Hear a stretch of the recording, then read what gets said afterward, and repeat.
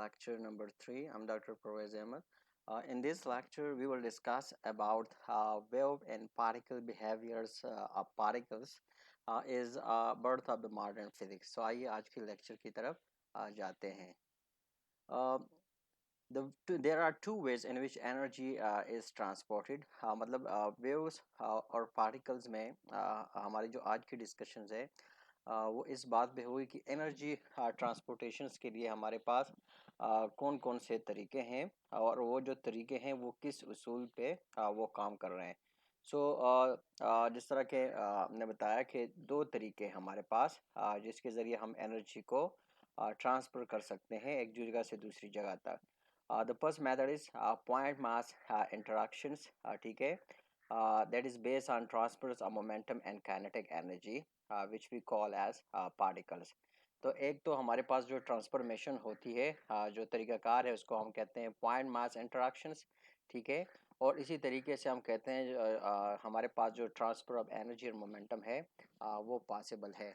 इसी को हम क्या कहते हैं, इसको हम पार्टिकल सिंपल वर्ड्स में हम पार्टिकल्स भी कह सकते हैं. दूसरा जो हमारे पास जो तरीका है extended regions where energy transfer by way of vibrations are observe. ठीक है, तो उसको हम वेव्स कहते हैं. मतलब जो दूसरा तरीका हमारे पास है जिसमें हम कहते हैं कि एनर्जी की जो ट्रांसफॉर्मेशंस होती है इस बाय मींस ऑफ वाइब्रेशंस. ठीक है, वो वाइब्रेशंस के थ्रू ही होती है और इसको हम क्या कहते हैं, इसको हम वेव्स कहते हैं. ठीक है, so particles versus waves, they are basically two distinct phenomena describing the physical interactions. ठीक है, सो पार्टिकल्स बामुकाबला वेव्स मतलब ये हमारे पास क्या है, दो मुख्तलिफ फिनमिनाज है फिज़िकल इंटरेक्शंस के. मतलब फिज़िकल इंटरेक्शंस की ये हमारे पास दो मुख्तलिफ वो फिनमिनाज है. ठीक है, दोनों के लिए जो रिक्वायरमेंट है that is being the Newtonian mass. ठीक है, न्यूटोनियन मास पार्टिकल्स की भी रिक्वायरमेंट है, आल्सो वेव्स की भी रिक्वायरमेंट है. So particles in the form of point masses and waves in the form of perturbations and mass distributions, that is a material medium. ठीक है, so particles की जो है जो मतलब है mass है वो है in the form of point masses.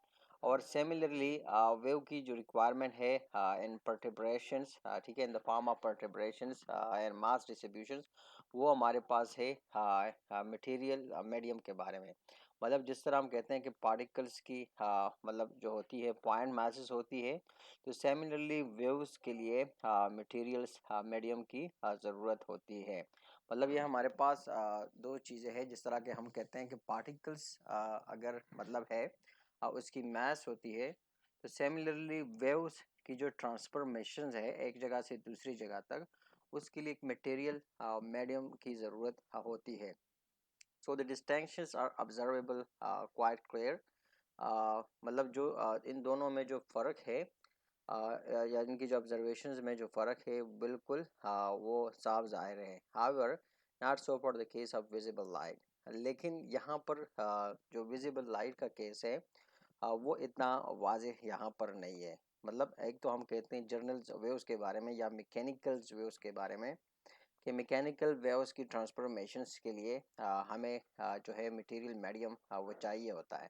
ठीक है, लेकिन हम यहाँ पर कहते हैं कि ये जो ऑब्जर्वेशन है बाकी हर चीज़ के लिए तो ठीक है, लेकिन जब हम बात करते हैं विजिबल लाइट के बारे में, तो विजिबल लाइट के बारे में मतलब ये जो ऑब्जर्वेशंस है ये इतने क्लियर हमारे पास वो नहीं है.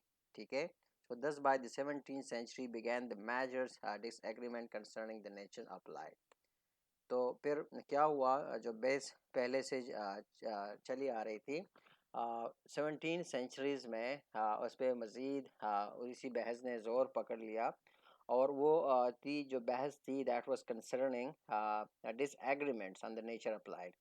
वो थी कि नेचर ऑफ लाइट के बारे में जो आइडियाज़ थे उस पे लोगों की क्या थी, जो साइंटिस्ट थे उनकी डिसएग्रीमेंट थी. मतलब लोग उस वक्त के जो साइंटिस्ट थे जो मुख्तलिफ नज़रियात पे वो आपस में उस पर मुत्तफिक नहीं थे.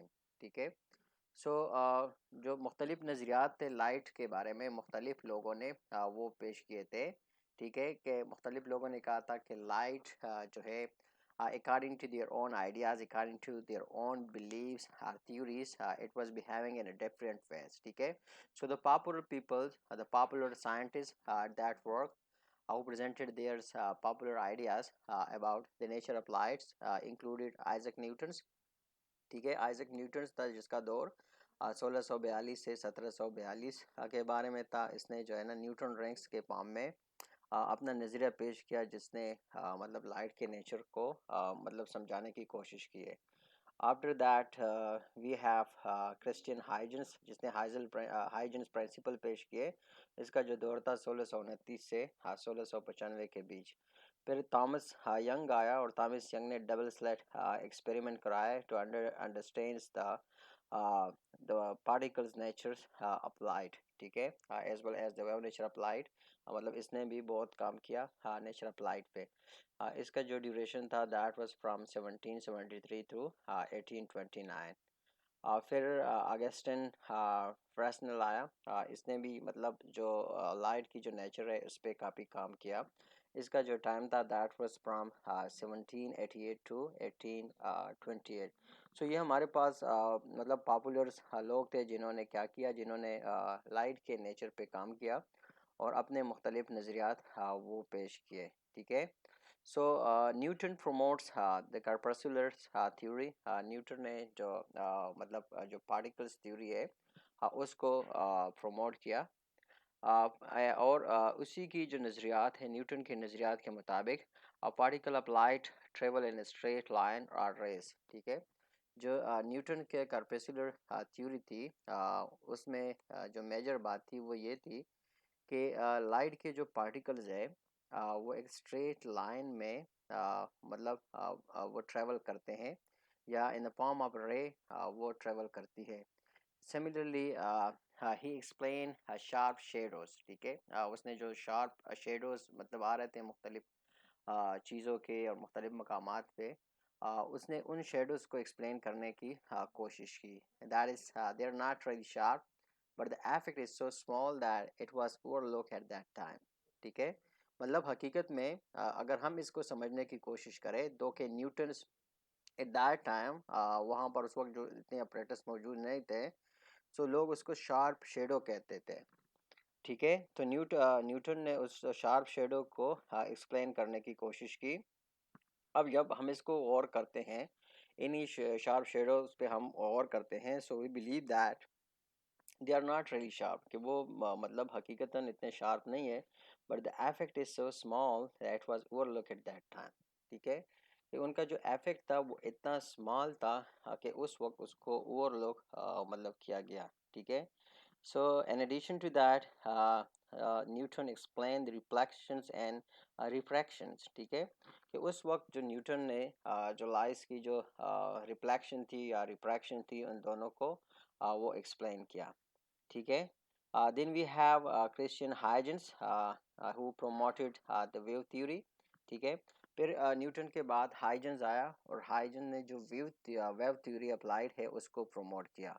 सो according to Huygens light propagate as a wave of concentric circles from the point of origins. ठीक है, जो हाइजेंस ने जो नज़रिया पेश किया उसी नज़रिए के मुताबिक लाइट जो है एक पर्टिकुलर ऑरिजिन से इन the form of concentric circles वो ट्रेवल करती है। ठीक है, मतलब एक ओरिजिन से जब ये जनरेट होती है, so they are in the form of concentric circles, और इसी फॉर्म में वो एक जगह से दूसरी जगह वो ट्रेवल करती है।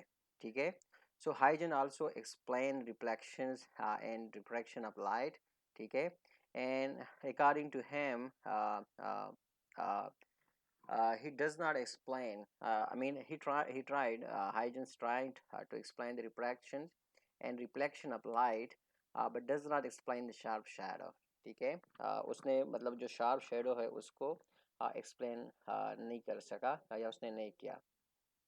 ठीक है, लेकिन बहरहाल जब हम इसके बारे में बात करते हैं, सो वे believe that do not exist anyway, कि ये चीज़ जो है ये एग्जिस्ट ही नहीं करती। So the wave theory advances, wave theories वो मतलब आगे जाती रही, उस पर डिस्कशन होती रही.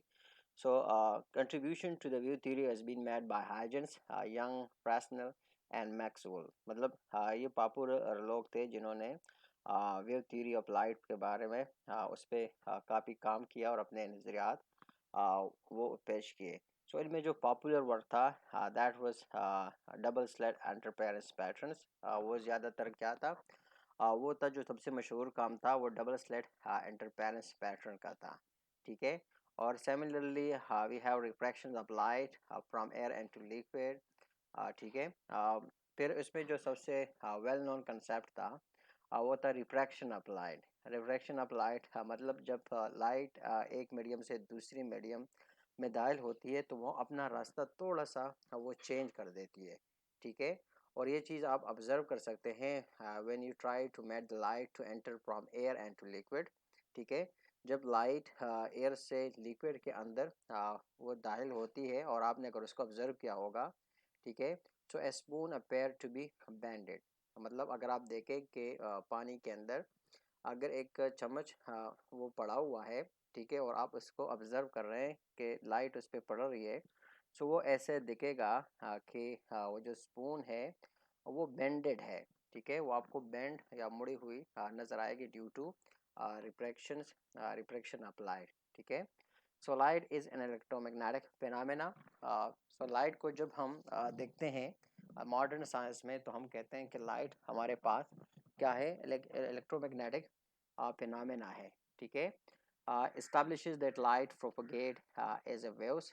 कि लाइट जो है वो क्या है in the form of waves वो ट्रेवल करती है. अब ये नज़रियात थे हाइजेंस, यंग, पर्सनल और मैक्सवेल के कि लाइट एक इलेक्ट्रोमैग्नेटिक फिनोमेना है और ये इन द फॉर्म ऑफ वेव्स वो ट्रेवल करती है. So what was the problem. अब यहाँ पर प्रॉब्लम क्या था, मतलब अगर इन लोगों का यही नज़रिया था तो अब यहाँ पर प्रॉब्लम क्या था. सो द प्रॉब्लम इज के all other waves need a medium to travel in whereas light also travel in vacuum.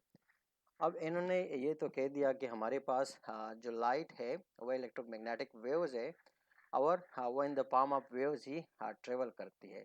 लेकिन जब इसका कंपैरिजन किया गया बाकी वेव्स के साथ तो ये मतलब बात सामने आई कि बाकी जो वेव्स है वो जब एक जगह से दूसरी जगह ट्रेवल करती है तो उनके लिए एक मीडियम की ज़रूरत होती है. लेकिन जब लाइट को ऑब्ज़र्व किया गया सो लाइट जो है वो वैक्यूम में बग़ैर किसी मीडियम के भी वो ट्रेवल करती है.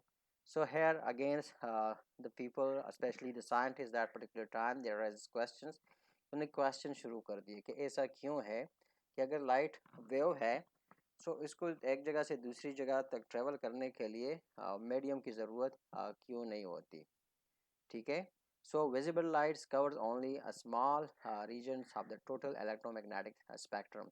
अगर हम मतलब जो इलेक्ट्रोमैग्नेटिक रेडिएशंस है उनका स्पेक्ट्रम्स प्लॉट करें so you will come to know कि जो विजिबल लाइट है ये बहुत ही स्मॉल रीजन्स जो है उसी इलेक्ट्रोमैग्नेटिक स्पेक्ट्रम में वो कवर करती है.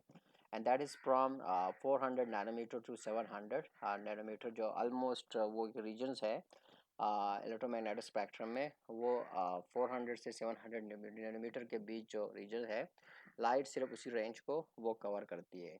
So all electromagnetic waves travel in a vacuum with a speed c given by c is equal to 1 over under root mu naught epsilon naught. ठीक है. तमाम जो इलेक्ट्रोमैग्नेटिक रेडिएशंस है वो वैक्यूम में कांस्टेंट स्पीड के साथ वो मूव करती है that we denoted by C. और इसकी जो वैल्यू है that is equal to 1 over under root mu not epsilon not that is equal to lambda F. ठीक है. और इसकी जो वैल्यू है जो कैलकुलेटेड वैल्यू है that is equal to 310 raise to power 8 metre per second. ठीक है. यहाँ पर इसी इक्वेशंस में जो दो कांस्टेंट्स हैं mu not and epsilon not are the respective permeability and permittivity of the free space. ठीक है. ये जो दोनों कांस्टेंट है epsilon not and mu not ये हमारे पास क्या है ये परमेबिलिटी है और परमिटिविटी ऑफ फ्री स्पेस मतलब है. इन दोनों का बेसिक यही मतलब है. So electromagnetic waves can have a very different wavelength and frequency, but they all travel with the speed of light. ठीक है, मतलब जो इलेक्ट्रोमैग्नेटिक रेडिएशन है हमारे पास या इलेक्ट्रोमैग्नेटिक वेव्स है, इनकी जो वेवलेंथ है वो डिफरेंट है, फ्रिक्वेंसीज डिफरेंट है, लेकिन ये क्या है कि सेम स्पीड के साथ, that is their speed is equal to that the speed of light, और इसी स्पीड के साथ ये क्या करते हैं, ये मूव करती है। मतलब तमाम जो इलेक्ट्रोमैग्नेटिक रेडिएशन है दो के उनकी जो वेवलेंथ है और फ्रिक्वेंसीज है वो डिफरेंट है, लेकिन इन तमाम की जो स्पीड है वो कांस्टेंट है, and that is all of them they have the speed that is they travel with the speed of light. ये तमाम के तमाम जो इलेक्ट्रोमैग्नेटिक रेडिएशन है वो स्पीड ऑफ लाइट से वो मूव करती है। So that's all we have for this lecture. Thanks for watching. See you in next lecture very soon. Till then, bye bye.